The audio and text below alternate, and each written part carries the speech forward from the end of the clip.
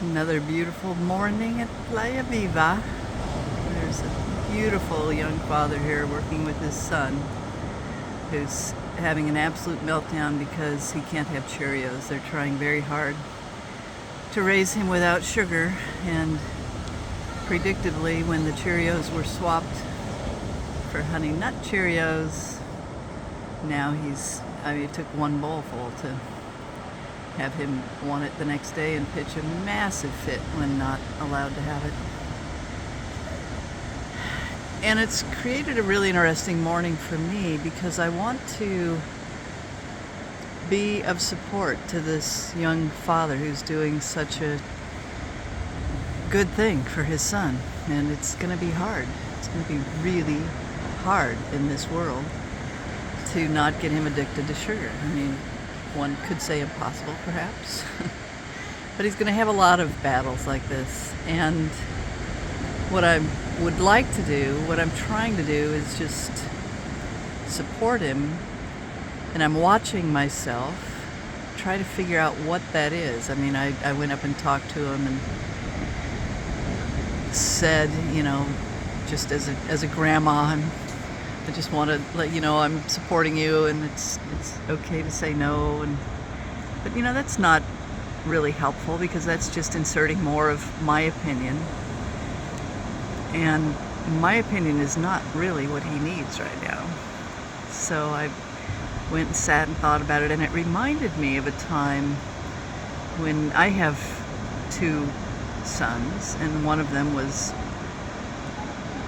well, no, I guess it wasn't even my sons that we were dealing with. We were at a hot springs, and the two boys were there, and there was a younger boy, much like this, pitching a fit at a table across the room.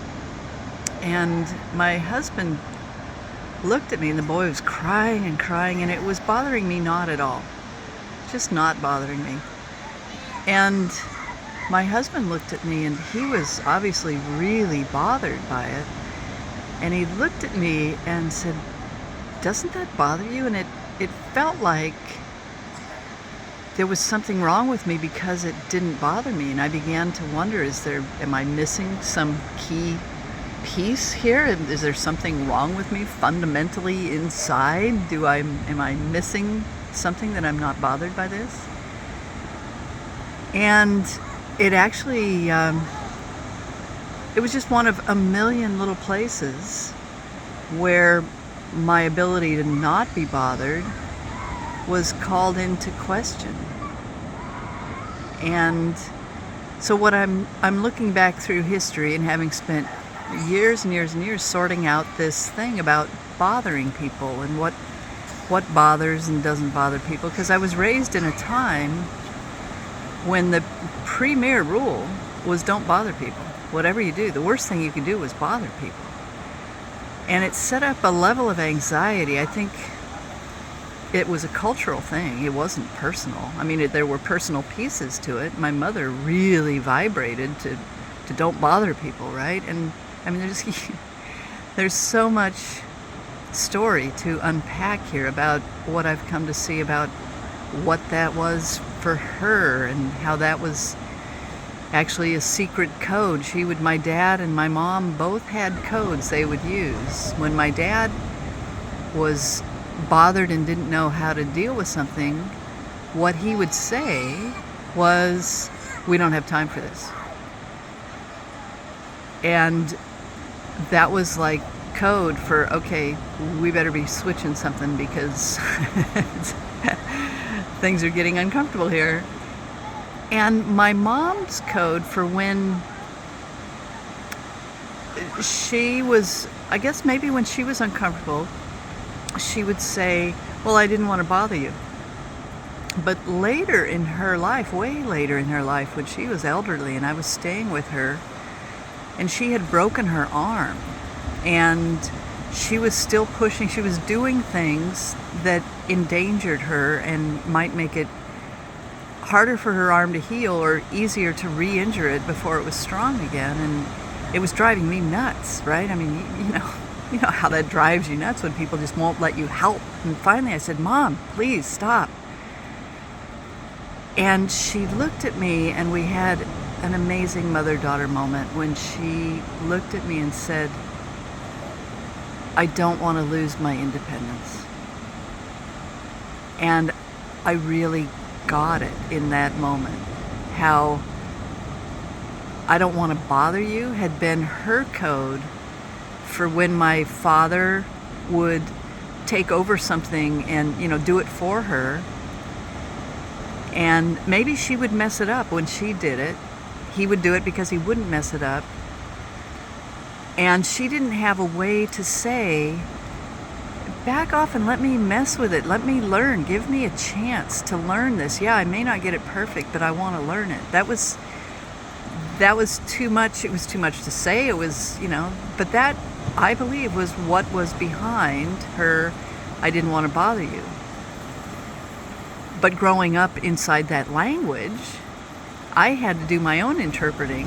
And so I interpreted that the worst thing you could do was bother people. And so what I'm trying to do is sort of untangle that and let this young man know that as he deals with his son, and his son pitches a screaming fit, I am not bothered. He doesn't have to waste any energy wondering about me and my response.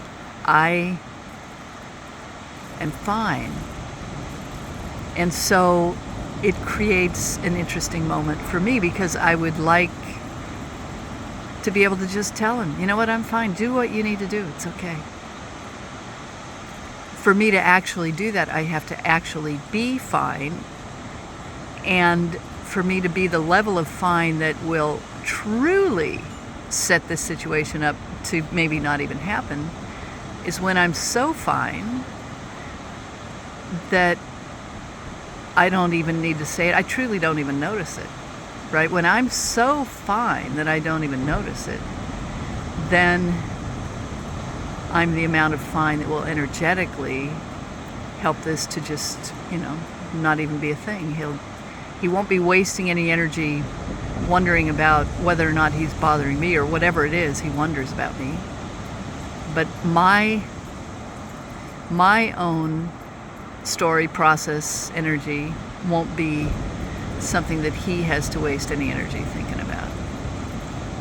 So I guess what I really want is for him to just feel my support. So somehow I want to convey, I love you, I'm here, I support you, do what you need to do, all good. And more, what I need to do is do that without saying it, right?